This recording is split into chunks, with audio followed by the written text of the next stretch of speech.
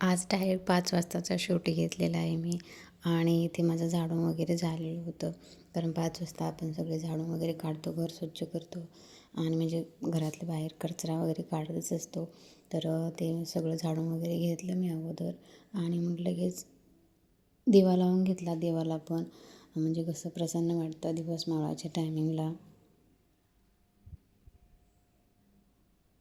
दिवाबत्ती झाल्यानंतर ना मी इथे काही शिळ्या भाकरी ठेवल्या होत्या उन्हाला आणि कधी कधी मी खाते पण असं जास्त असतील ना तर ठेवते इथे वाळवते म्हणजे ते गायल्यानंतर देता येतात म्हणून खराब वगैरे होत नाहीत. आणि जास्त दिवस नाही, 1 दिवसाच्याच मी ठेवते आणि त्या गाईला देत असते, जास्त दिवस काही ठेवत नाही. आणि एकच दिवस मी त्या घरामध्ये झाडं ठेवले आहे, पण ते शंभूने खेळत खेळत एक झाड उपटलं त्याने, म्हणून असे इथे मी कोपऱ्यामध्ये आणून ठेवले. पण किती धूळ साचले बघा त्याच्यावरती.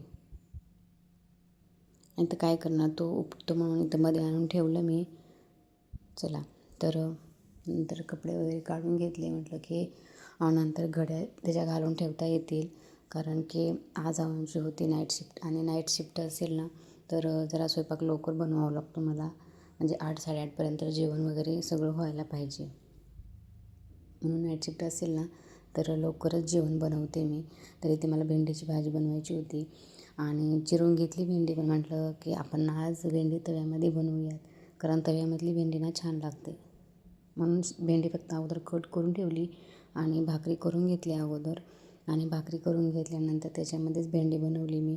म्हणजे तव्यामध्ये ना भेंडी अशी चिकट चिकट होत नाही आणि त्याची चव पण थोडीशी वेगळीच लागते. कढईमध्ये पण मोकळी होते, पण तव्यामधली जरा चव त्याची काय वेगळीच असते, छान लागते. मी तुम्हाला जवळून पण दाखवते. अशी खूप छान होते भेंडी तव्यामध्ये. तुम्ही जर नसेल केली ना तर नक्की एकदा ट्राय करा.